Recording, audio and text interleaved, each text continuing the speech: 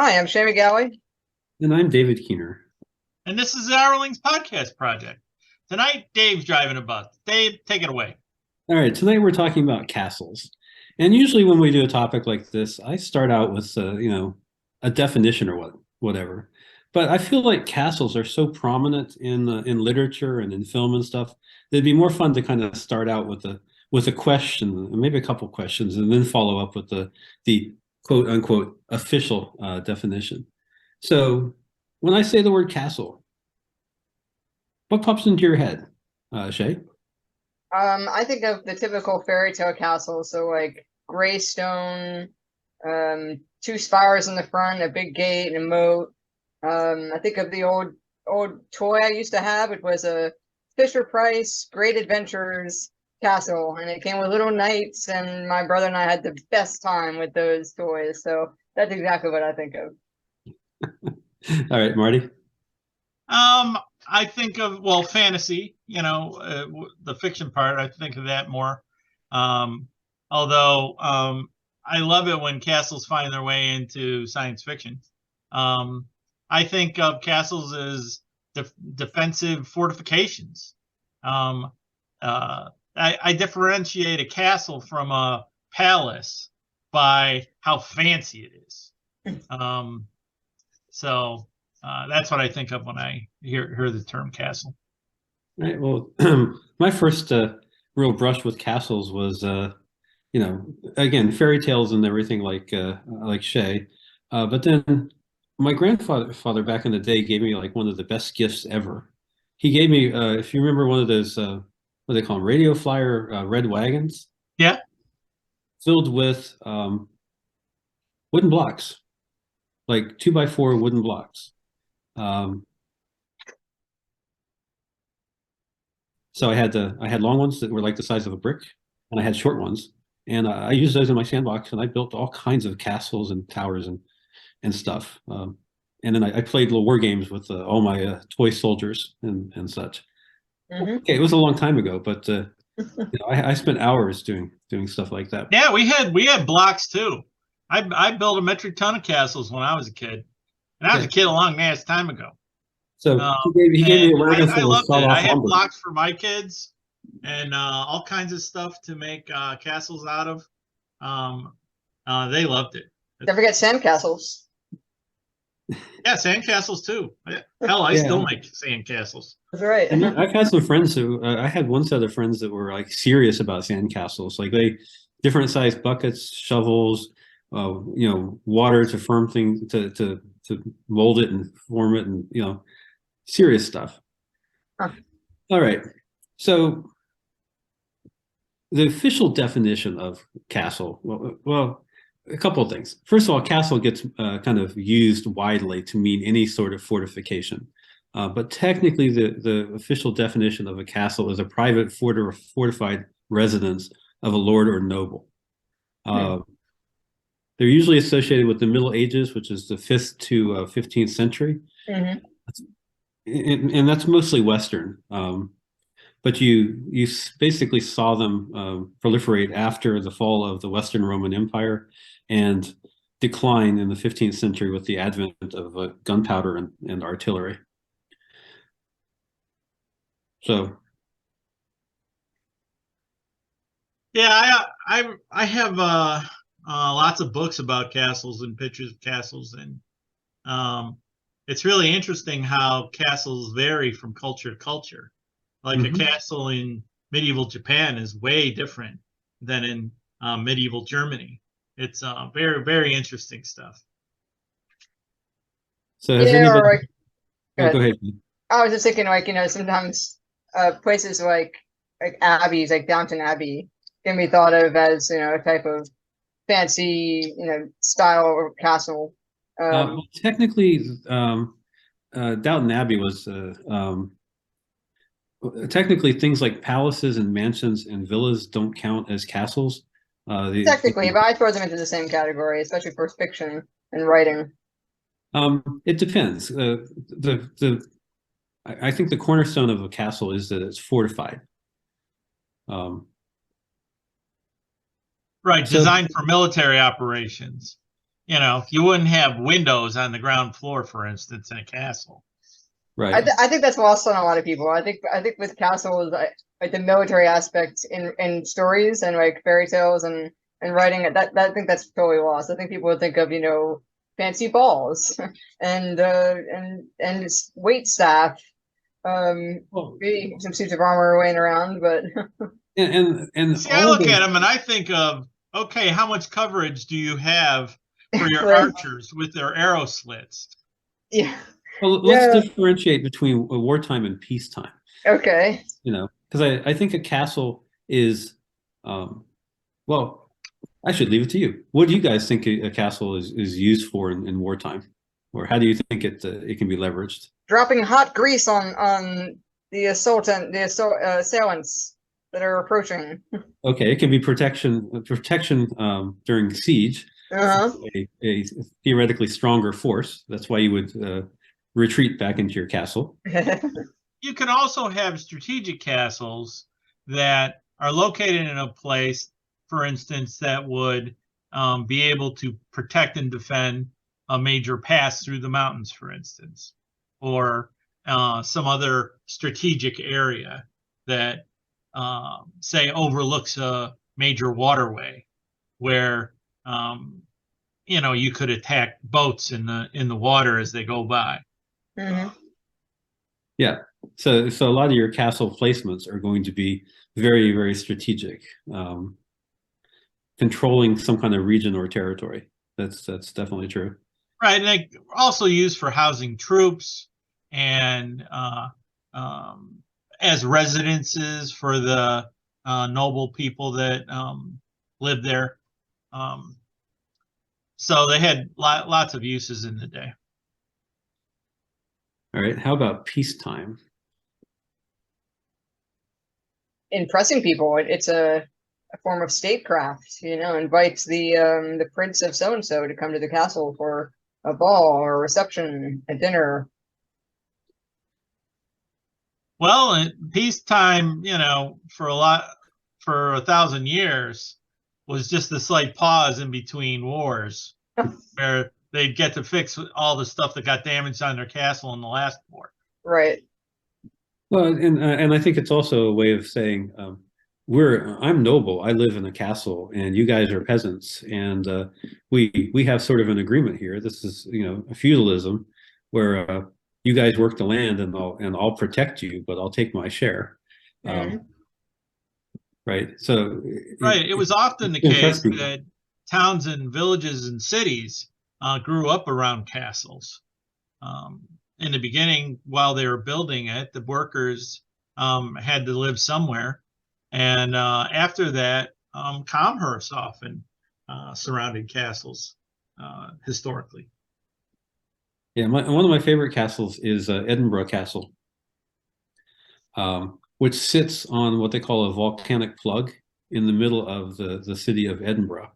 So it rises out of part of what had been a swamp area, just this massive granite plug just sticking up into the air with a road coming up one side at an angle that they call the Royal Mile, and it Hmm. dominates the city. So it kind of advertises the power of the rulers as well. Have either of you ever had a chance to tour a real castle? Yeah, well, I was in Asheville, North Carolina, so I saw what's it called again? Starts with a B.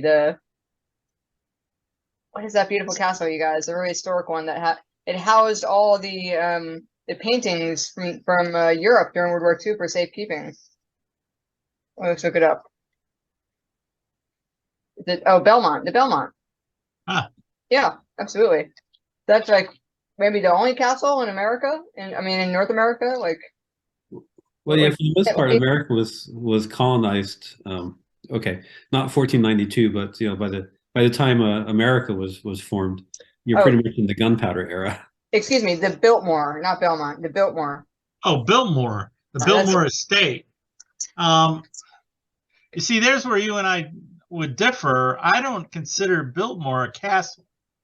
I think that is an estate mansion. Um, It's Okay, not manned that's what. as a fortification. Yeah, that's what I was kind of suspecting because I didn't think we had any real fortified castles in this country. We do have Well, okay, forts. am I able to share my screen? Yes, I can. I want to show you guys something. We do have So forts in this country, which were uh, kind of military you guys see facilities. this? Ah, We I can. see a garden party there we invitation. go. This is called Ohika Castle, and it's in New York. And I've been there before. I've had a couple events there actually because I know the owner. Yeah. Taylor Swift filmed her music video. I think maybe Blank Space, at this place, and this is called. They call themselves a castle. So maybe we And should argue and this. and it is a beautiful building. I like it very much, but it does not actually fit our definition of a castle. It is Well, not remotely then fortified. I disagree with your definition. I don't think a castle has to have Well, every. remember that the castle can be more widely used um, to account for other types of structures. But in general, and if you checked Wikipedia, for example, you'd find that it's basically a private fortified residence. Okay, well, we can disagree on that. See, I consider that to be a grand estate, and not a castle. It doesn't have ramparts. It doesn't have um, a drawbridge or a portcullis or anything. It's undefendable on the first floor. Yeah. Too many windows and doors, so it's definitely not fortified. So therein lies the difference in definitions, and that's fine. I mean, you can describe your castles in your fiction any way you like, um, and call them whatever you want. And in fact, the nomenclature, as is perfectly illustrated here, can vary. But if you are having one in one of your stories, make sure you describe it as well as just use a term. Because if you just say it's a castle, that's not got enough fidelity to get people clear about what it actually is. Oh well, let's segue into that from there into what are some of the features of what we would consider a castle? Shay? You're going to throw it to me, and we're just going to disagree again, I guess. I think that a very large building with spires, probably very elaborate sense of gate work, whether that is natural or hedging, or if it's with actual gates and drawbridges, that could work Oh, okay. too. So if you have a drawbridge, it's because you have some sort of moat.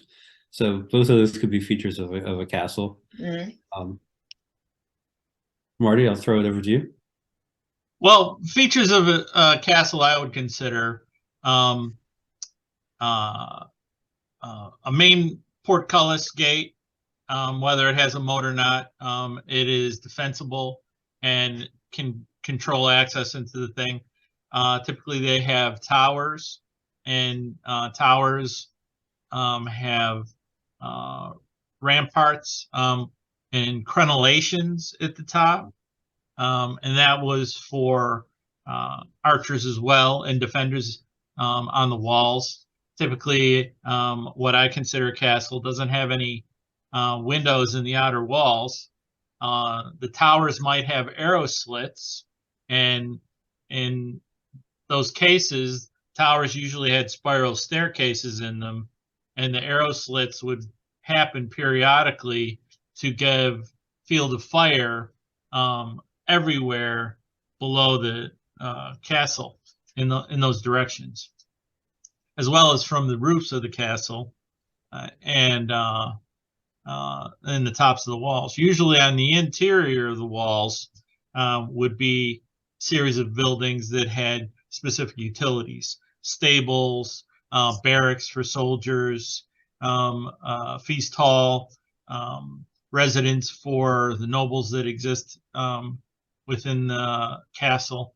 And oftentimes for very large scale castles, you'll have several defensible lines. you might even have multiple series of completely enclosed walls to, if your enemy breaches the first line, then they're trapped on an inner wall that they're, you know, gonna find themselves on fire and pelted with boulders and stuff from above. Yeah, that's called But concentric fortification and was right, later so development. you know, when I think of a castle, when it pops into my brain, that's the kind of thing that I'm thinking of with centralized fortifications and the ability to withhold the siege. Yeah, And very strong too. So if they show up with trebuchets and they try to beat the walls down, they can't. yeah. I'll add to that. The typical castle, the walls were about, I think, 10 feet thick, about 40 feet high. Yes, at least.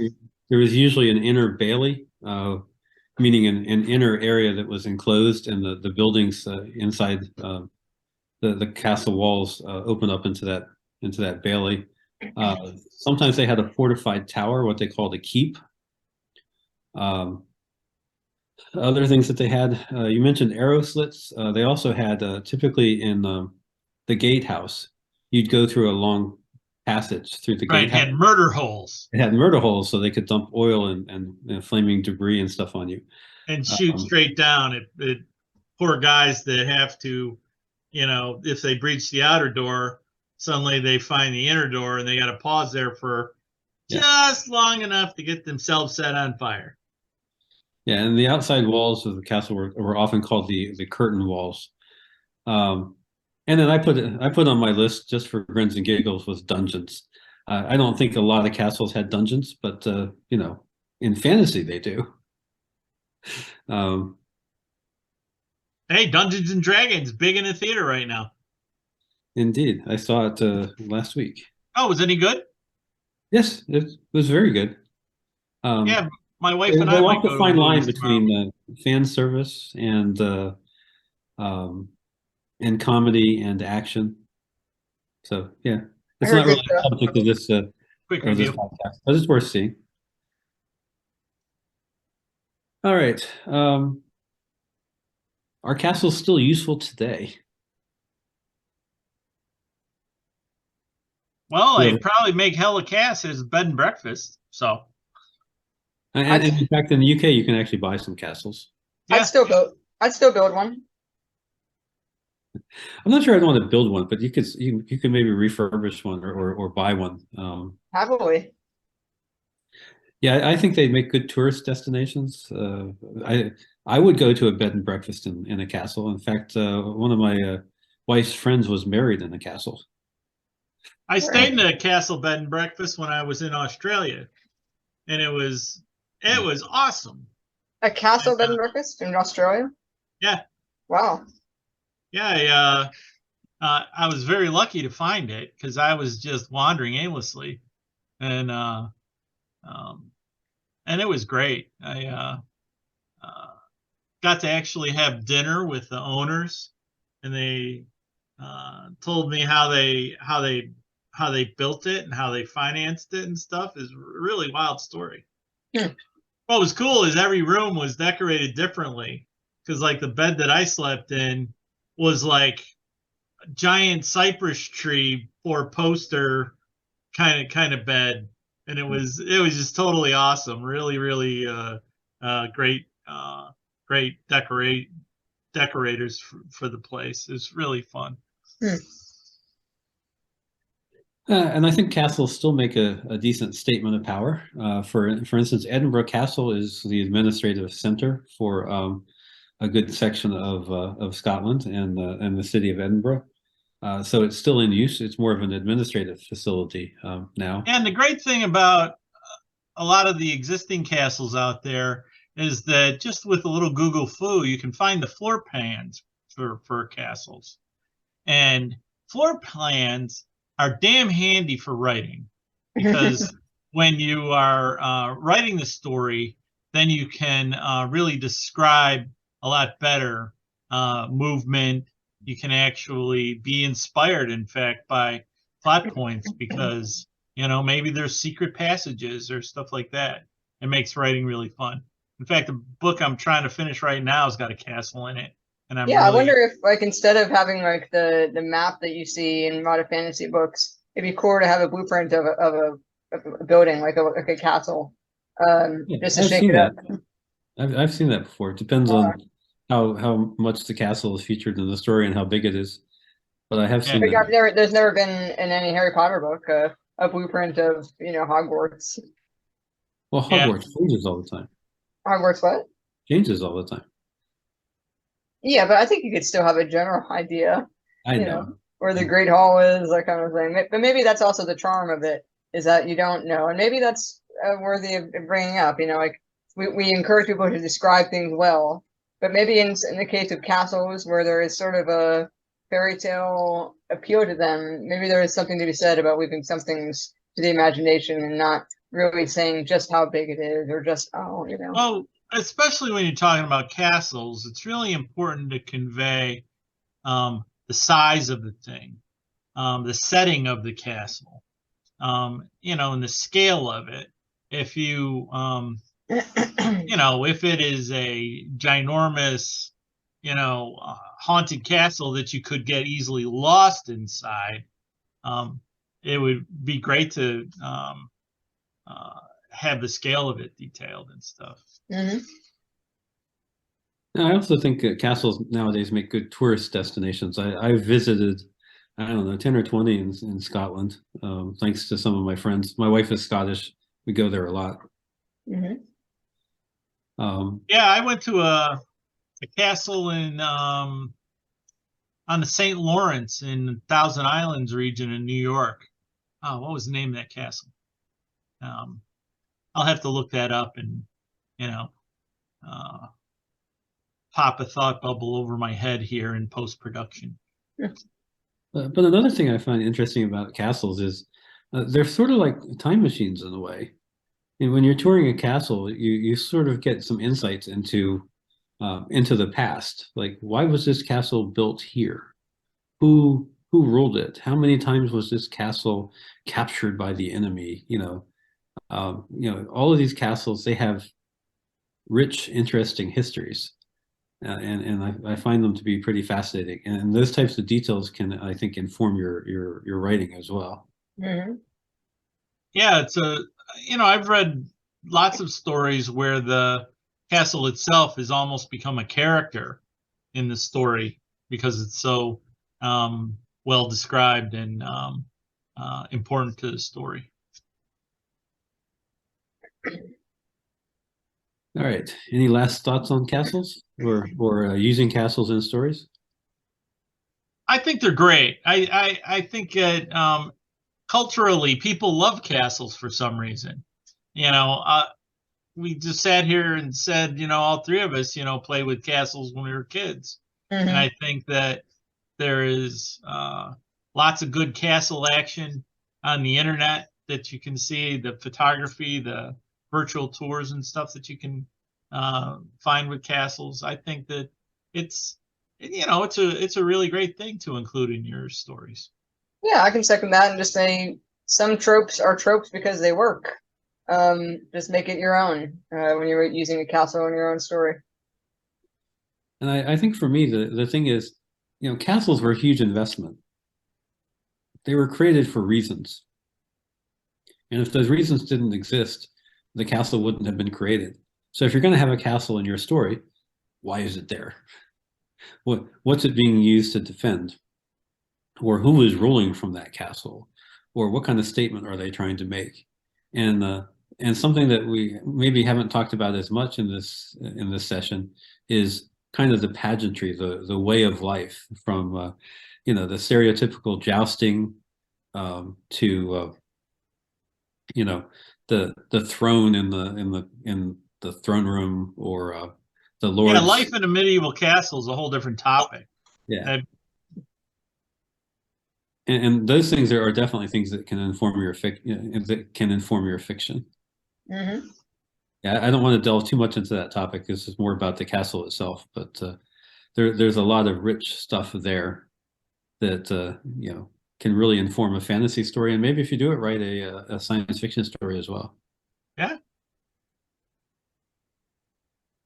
Okay. All right. Sounds like that's it for tonight. Thanks for stopping in, guys, and we'll see you again next week. Gotta find the right button.